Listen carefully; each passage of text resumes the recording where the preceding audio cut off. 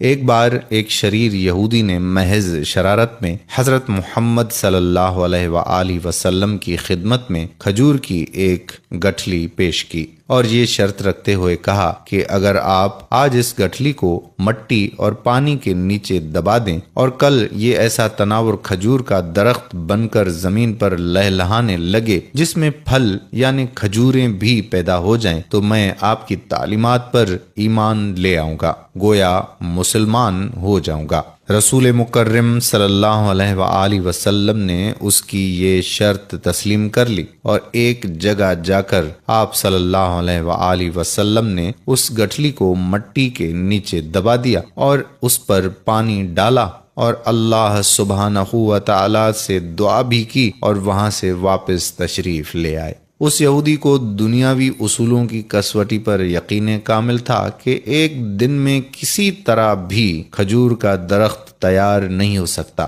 لیکن رسول مکرم صلی اللہ علیہ وآلہ وسلم کی ذات اقدس کی روحانیت اور آپ کا اعتماد اس کے دل میں کھٹک اور خدشہ ضرور پیدا کر رہا تھا کہ کہیں کل ایسا ہو ہی نہ جائے کہ کھجور کا درخت اگ جائے اور اسے ایمان لانا پڑ جائے۔ اس نے اپنے اس وسوسے کو دور کرنے کے لیے پھر دنیاوی اصولوں کی مدد لی اور شام کو اس مقام پر جا کر جہاں کھجور کی گٹھلی آقا دو جہاں صلی اللہ علیہ وآلہ وسلم نے بوئی تھی اس کو وہاں سے نکال لیا اور خوش خوش واپس آ گیا کہ اب کھجور کا نکلنا تو درکنار، کھجور کے درخت کا نکلنا ہی محال ہے، لیکن وہ نہیں جانتا تھا کہ جب معاملہ اللہ سبحانہ و تعالی اور اس کے رسول صلی اللہ علیہ وآلہ وسلم کے درمیان ہو تو دنیاوی اسباب بے معنی ہو جاتے ہیں۔ اگلے دن آقا دو جہاں صلی اللہ علیہ وآلہ وسلم اور یہودی مقام مقررہ پر پہنچے تو وہ یہودی یہ دیکھ کر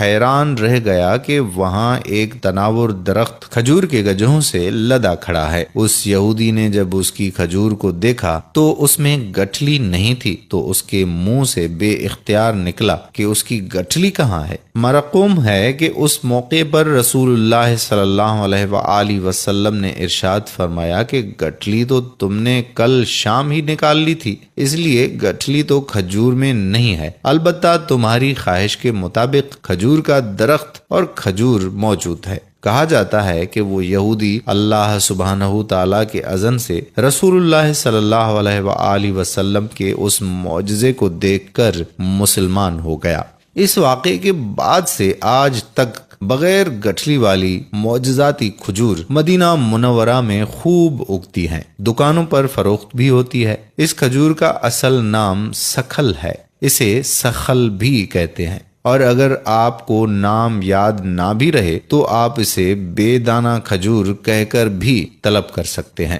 اب بہت زیادہ علم رکھنے والے بالخصوص باٹنی یعنی نباتیات کے ماہرین یہ بھی پوچھیں گے کہ جب سکھل کھجور میں گٹھلی نہیں تو اس کی مزید کاشت 1400 سال سے کیسے ہو رہی ہے، تو بتانے والوں نے بتایا ہے کہ اس کے سوکھے پتے کھجور کے باغوں میں مٹی میں مدغم ہو کر نئے پودوں کی بنیاد بن جاتے ہیں۔ دوستو، آپ صلی اللہ علیہ وآلہ وسلم کی پیدائش کا دین پیش ہے اور کچھ نہیں تو کم از کم ایک بار آپ صلی اللہ علیہ وآلہ وسلم پر درود پاک کا تحفہ بھیج کر شیئر کر دیں۔ جب تک یہ ویڈیو شیئر ہوتی رہے گی آپ صلی اللہ علیہ وآلہ وسلم پر لاکھوں کروڑوں درود و سلام کے تحفے پہنچتے رہیں گے، اور ہماری وجہ سے کوئی آگے شیئر کر دے گا تو یقین کیجئے کہ ہماری بھی بخشش کا یہ سبب بنے گا۔ دعا ہے کہ اللہ پاک ہمیں حضور پاک صلی اللہ علیہ وآلہ وسلم سے سچی پکی محبت عطا فرمائے اور دین کے کاموں میں بڑھ چڑھ کر